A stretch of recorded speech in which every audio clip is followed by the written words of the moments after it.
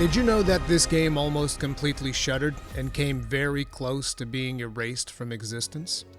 The story of Wayfinder is the story of a development team that refused to go quietly into that good night. And today, I'm going to be telling that story to the best of my ability. Now, if you pay attention to the gameplay footage that I will be showing throughout this video, you will notice that this is a game that has a very distinct art style. This is the art style of Joe Madureira and his studio, who are also the people behind games like Darksiders, The Ruined King, Battle Chasers Night War, which is, again, a very unique art style that I'm personally very partial to.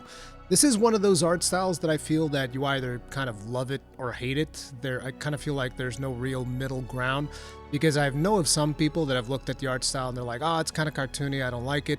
And then most other people that would look at the art style go like, oh man, this looks really friggin' amazing. So I kind of feel like there isn't really a middle ground, which is why I want to show as much gameplay as possible so that you can make up for yourself. Is this an art style that I kind of like? Can I get into this or not? But if you do like the art style, I just think that from a visual perspective, this game is absolutely phenomenal and has quite a unique style to it.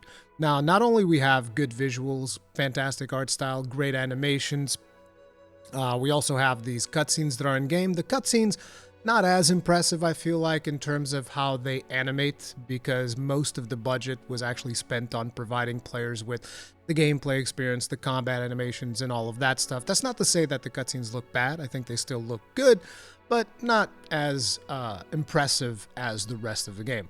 On the other hand, though, there were these character promos that they also worked on, because when the game initially got developed, it was supposed to be a live service game, so these character promos were supposed to be a way of luring new players in. And these character promos actually look absolutely phenomenal. They look great. It's like these little anime sequences that they've done that give you a little bit more information about the characters as they were going to be bringing in more characters into the game. And those are really cool. Then from a sound perspective, I think that the sound effects are absolutely gorgeous. They sound really good.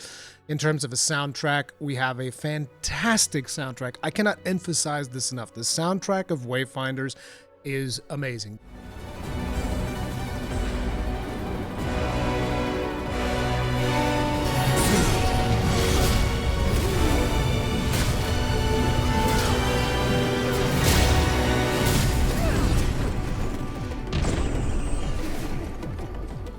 This is by Gareth Cocker, who has also done work on games like Halo Infinite, as well as Ori and the Blind Forest and Ori and the Will of the Wisps, and he also worked on Ruined King. So there's this dude that is working, the composer that is working on the soundtrack's done really good work. The voice acting overall is really, really good, in my opinion.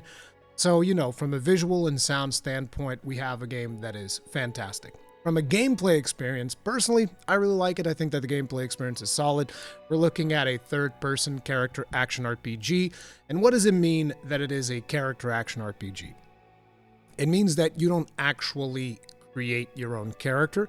You have these preset characters, which is, kind of like the remnants of what was the initial concept of this game as a live service, as we're going to be releasing more characters that you're going to be unlocking and doing all of that stuff. So you have these characters, and the whole thing is really going to depend on whether you like these characters or not. So you have 8 characters, which are Wingrave, Silo, Nis, Venomous, Grendel, Laura, Senja, and Kairos, and they give you a wide variety of experiences. But the really cool thing is that all of these characters can equip all of the weapons in the game. So like if you want to play Wingrave, which is essentially kind of like a paladin, with a shotgun, you can actually just do that. You can equip your paladin with a shotgun and you can walk around shooting people in the face. If you want to play your more traditional ranged character, which would be Silo, with a sword and shield, you can do that too. If you want to play Grendel, which is kind of like a two-hander wielding dude with daggers, you can do that too. So you can kind of like mix and match and make each of these characters into your own. Now, naturally, they're going to have, their kit is going to be more suitable to using certain weapons, but it is perfectly viable to play them with pretty much anything. Like the kit of Wingrave, which is a paladin, is much more around you playing with sword and shield, but I've definitely played Wingrave with shotgun, and it's a ton of fun. Now, in terms of, just the overall combat experience, I like the combat. These characters are somewhat simple because they're going to have 4 abilities. Each of these characters has like their own 4 abilities, but then the way in which you build them and the build diversity that you can have in game in terms of like, okay, where am I going to put my affinity points? Because affinity points are going to determine like these very special passive effects that you're going to be able to put onto your character. Am I going to build this more for weapon damage, which is going to be more around you just doing your basic attacks and focusing less on skills? And then, the basic attacks also have like their own combo strings depending on which weapon that you're using. Or am I going to build more for ability power? And ability power is more about you using the abilities of the character. Or am I going to do like a hybrid with half ability damage, half ability power? Am I going to focus more on defense, focus more on offense, crit chance, crit power? There's all of these stats that you can kind of like really get into the nitty gritty of by using the accessory systems that also have their set bonuses and all of that. And then on top of that, there's even character progression in terms of your weapons. You also level up the weapons that you are using. You level up the character itself, which goes beyond like the level 30, which is currently the cap of the game. There's a ton of progression for you to do. There's tons of stuff there in terms of just characters, combat, all of that stuff. In terms of content, you're looking at 3 really big open world areas that have a lot of stuff for you to explore, a lot of secrets in there for you to figure out, and all of that stuff. And there's going to be a ton of side quests for you to get through. And then on top of that, there is a multitude of procedurally generated dungeons, so that you can kind of like replay a lot of these dungeons, because like I said, initially this game was going to be more in the live service vein, and therefore they wanted to have as much replayability as possible. On top of these procedurally generated dungeons, there's also a mutator system, wherein you can kind of like change some of the effects that are going to be present throughout the dungeon. So you can put in, for instance, the solar effect, and this is going to cause every now and then like solar winds to go through the dungeon, and that makes monsters deal fire damage. And you can even use 2 different mutators, and that gives you like crazy things. Like you can go with let's say double flora imbuements, and that makes it so that there's poisonous mushrooms everywhere, and those deal AoE damage and all that stuff, and you have to kind of like deal with that. And the reason for using these mutators is because they're going to boost your experience, and also it is going to allow you to target loot to some extent, because some of the upgrade systems require to get these spectra things, and the types of spectra that you get depend on the types of mutators that you put onto the dungeons. And then on top of it, there's also it also influences the type of events that can happen in the dungeon. So like greed increases your chance of getting loot goblins in a dungeon, but then there's also a system for greed wherein you're picking up gold, and the more gold you pick up, the more damage you take. So there's a lot of replayability in these procedurally generated dungeons, and there's also quite a few of these procedurally generated dungeons in the game. Depending on the mutators that you do, you also gain access to certain quest lines and so forth. And then there's also a multitude of hunts. Now, hunts are these instanced boss fights. They're almost like raid encounters, but they're tuned for single player or up to 3 players co-op. There's also a bunch of cosmetics for you to collect, because like I said, initially it was supposed to be a live service. So they had all of these cosmetics that were going to be in the store, but you don't actually buy these cosmetics anymore. They're all pretty much just available in game, with the exception of some of the unique stuff that was supposed to come with the founder editions of the game, as well as a special supporter pack that they've done a collaboration with Critical Role. Those are not in there, but trust me, like I'm hundreds of hours into the game, and I've still haven't unlocked all of the cosmetics, because you're constantly getting new things as you play through the game. The gameplay loop is a ton of fun, in my opinion, just like figuring out, oh, I'm playing this character now, I'm going to level up this specific weapon, and I'm going to level up this character, and I'm going to tweak it to my personal playstyle, and just have a lot of fun doing that, and playing with friends and all of that good stuff. So I really like the gameplay loop, and this game can be played fully online, or, fully offline, or with optional 3-player co-op. The price point at Steam right now is 24.50 euros, which is about 25 euros. I don't know exactly how much it is in dollars. I'm assuming $25, considering like regional conversions and all of that stuff. And I'm currently over 150 hours in. Now, the image that I'm going to be showing you actually shows like 300 hours, but that is because I've spent a decent chunk of time playing the live service version of the game. I would estimate that it was probably anywhere from 120 to 150 hours in the live service version of the game, which means the rest of the time was spent playing the Echoes update, which is the current version of the game that is no longer a live service. It is a buy once, play forever with optional co-op with friends. And I still haven't done everything in the game. I finished the main story. I haven't done all of the side quests. I've leveled up 2 characters all the way, because there's like a prestige system for these characters. So I've leveled up 2 characters all the way, Wingrave and Silo, and I've leveled up one of the weapons all the way, which was Tooth and Claw, because it's an absolute beast of a sword and shield. And so at this point, you guys are like, so wait a minute. This game costs 25 euros, and you've spent 150 hours playing it. What's the catch? Because, of course, there's going to be a catch when you have a situation like the one that you have in Wayfinder, and this is kind of like where the Wayfinder story truly begins. The catch is that the game feels unfinished, and this is likely why they opted for the price point that they're at, because they understand the game that they were able to release is not necessarily the promise that was initially made. And you guys might be wondering, well, why does the game feel unfinished? And this is because, as I've been mentioning throughout the video, Wayfinder started out as a free-to-play live service game. Airship Syndicate partnered with Digital Extremes. These are the people who are the makers of Warframe, which you should be familiar with. It is a very popular free-to-play online game with co-op and all of that good stuff. However, an interesting thing about the beginnings of Wayfinder is that the initial pitch that they took to the makers of Warframe was not free-to-play. It was always meant to be somewhat of an online game that you could play in co-op with friends and all of that good stuff, but it wasn't really meant to be free-to-play. But when they started talking with Digital Extremes, they were influenced in, transforming the game and adapting the game into being a free-to-play live service game.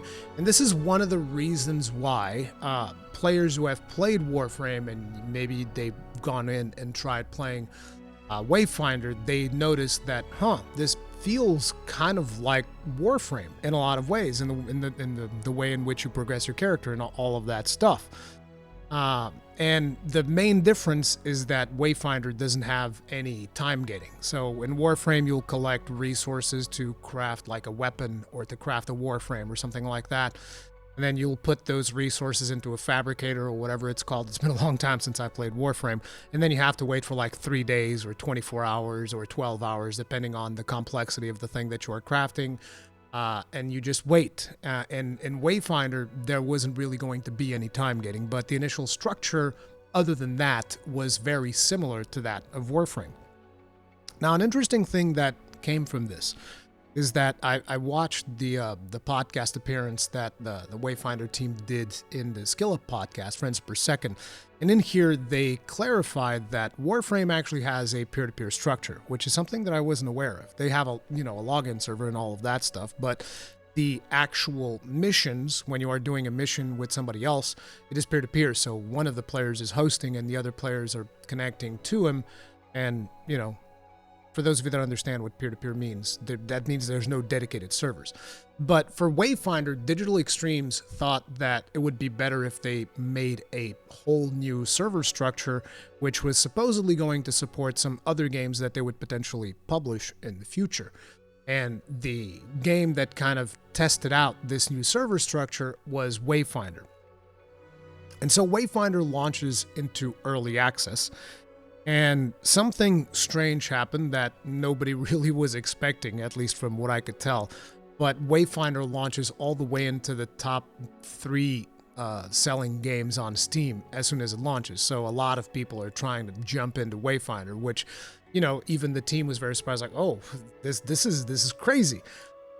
But because they were using this new server structure that Digital Extremes was working on, when the game launched, these servers instantly exploded because of player demand.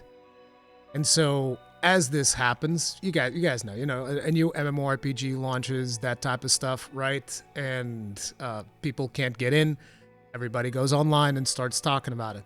So what happens is we have a flood of negative reviews because the teams weren't able to fix the server situation within a reasonable time frame. At this point, I kind of forget how long it took them, but I think it was almost like 2 weeks before the servers were in a state where you would actually be able to just log in without having to put too much effort in and play the game. Because once you started logging in on that initial week, you would get like queues of upwards of, I don't know, 2-3 hours, something like that, probably even more. And players would be stuck waiting and waiting and waiting. But there was still a lot of hype because people were waiting. Like you would be seeing, oh man, 4,000 players in queue or something like that. And then this kind of made it even worse for the game because you would have content creators that were trying to play the game to show it to people, right? And we'd be trying to jump into the game. And what would happen is, like, at least in my case, I would leave the game running in queue. And then when the queue was about to end, I was like, okay, it looks like I'm going to make it through the queue this time. I'm going to start a live stream. And I would start a live stream and I would play the game for 30 minutes and then I would get kicked out and back to the end of the queue. And this was, naturally, this was not a particularly good, it was not a particularly good first impression for most people. So the game got absolutely flooded with negative reviews, and it ended up with an overwhelming negative thing over on Steam. And naturally, because of this, most people dropped the game. And as people were dropping out of the game, another situation started happening, which was Digital Extremes decided to shut down their publishing label. And this effectively leaves Wayfinder sitting on Steam with overwhelmingly negative reviews and without a publisher. Now, Airship Syndicate is basically a small developer, so without a publishing partner, the prospect of them hosting a free-to-play live service game is going to be something that is going to be extremely hard. And what ended up happening is they fished around to see if they could get a different publishing partner, to see if they would be able to maintain the whole live service thing. But as they were doing this, they realized that, this might not happen. We might not be able to find like a publishing partner or something like that. So they started orchestrating another possible solution, which was something that, as far as I'm aware, hasn't really been done before, but transform a live service game into a single player game with optional co-op.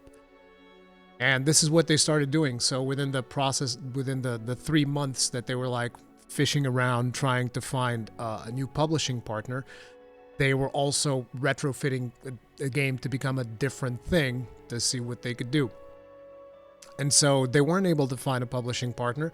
The game almost died, but they ended up revamping the whole thing, and they launched what was Wayfinder The Echoes update, and they cut the live service grind in favor of a more action RPG feel. This is why now you have weapon drops as opposed to having to craft every single weapon, which was the way that it worked initially. You now just have weapons dropping like a regular loot game, even though by the time you get to the end game with mythic hunts and all of that stuff, eventually you just end up buying most of the weapons that you really want by doing these really hard events that reward you with a special currency to buy the very final versions of the weapon. But during the progression part of the game, when you're leveling up your character and going through the story and doing all that stuff, weapons are constantly dropping at different levels with different like echo slots and whatnot, which echoes are kind of like the gem system that this game has. And that gives you a more ARPG feeling game. But, they cut the whole live service grind. It is now an action RPG, and the game survives, so to speak. It survives. When I mean survive, it means that anybody can buy the game now. It's available on Steam. Everybody has it. Everybody's able to get it. The big problem that then comes from a shift like this is that the initial founders of the game, because there were these founders packs that you could get, which they could get really expensive if you wanted to really get invested into Wayfinder. A lot of those people are now like, well, this isn't really an MMO RPG type of game anymore. This isn't really like an always online multiplayer experience. And so they kind of wanted to get refunds. But the situation with that is, as with Digital Extremes being a publisher, they are the ones who got the money. At least that's my interpretation. We're never going to have like full transparency because that's pretty much between Airship Syndicate and Digital Extremes. They're going to be the ones who know like how much money that Digital Extremes get, how much money that Airship Syndicate get. But traditionally, the publisher gets the money of sales, and then they give some portion of that money back to the studio, which with them shutting down their publishing label, we don't really know how all of that stuff worked out. But what ended up happening is that a lot of people are mad at Airship Syndicate, which justifiably so, because they were the ones who did the deal with Digital Extremes and all of that stuff. But I would still argue that a big portion of the responsibility for refunds of the initial founder packs would probably fall more so on Digital Extremes than necessarily Airship Syndicate, but that's going to be something, like I said, we're never really going to know. But basically, the game survived, which is something that I was very surprised by. I actually expected the game to shut down when they got dropped by Digital Extremes because, again, this isn't really something that you see, a live service game becoming a single-player game with optional co-op. Even as a matter of fact, if you guys remember, we recently had the situation with Ubisoft where they're apparently getting sued or something because the fact that they just decided to shut down the crew. And that's usually what happens. Like when you get a studio in a situation like Airship Syndicate, right? Where they have this game that they're working on, that's a live service game. They get dropped by their publishing partner. It's like, they're a small studio. What the hell are they going to do? They're going to shut it down. Like, the most financially responsible thing to do is to shut it down. And that is usually the easy way out that most people end up taking. I mean, again, look at Concord. How long was Concord online for? 2 weeks? And you're talking about a game from a major first-party publisher? It was online for 2 weeks. It was supposed to be this live service shooter thing. It was online, and nobody was playing it, and they were like, well, that's too bad. We're shutting it down. And it was like an investment supposedly of $400 million. It's insane, but when you look at a situation like this, most games end up dying, which is why I said at the beginning of this is the story of a development studio that refused to go quietly into that good night. They raged and raged against the dying of the light. So ultimately, the situation that we ended up in is I think the game is great. I highly recommend the game. It has definitely a good value proposition at the price that it's at right now. But it is also important for people to know that this rocky development cycle did take its toll, which is it's just a real shame because I can see the untapped potential. Because I look at the story that they tell in Wayfinder, and you can definitely tell that like there was way more there for them to explore. That the story that they had crafted for the beginning of the game had incredible potential because I really like the lore of the world, the precursors, the Eldrin, like all of these factions that are involved and the things that are happening, the Shrike, just all of the stuff that's in the story. There's the makings of a fantastic story that would span for years in this game. But they had to kind of like wrap it up to be able to deliver literally anything. And you can feel how rushed the story is. So while I wouldn't say that the story is that great, it's like, it's a story, whatever. The gameplay is solid, and the lore of the world is what really pulled me in. The lore, the art, the animations, really, really cool. And I have to commend the team for the effort that they did, because at least I'm happy that we got this. That would have been better than getting nothing. But it is what it is. If you guys enjoyed this video, hit the like button, subscribe, bell notification icon, all of that jazz. And let me know what you think about Wayfinder if you got to play it. Also, if you watched the video all the way up until now, you might have noticed that throughout this video, there were some strange characters on screen at some points. Maybe. I don't know.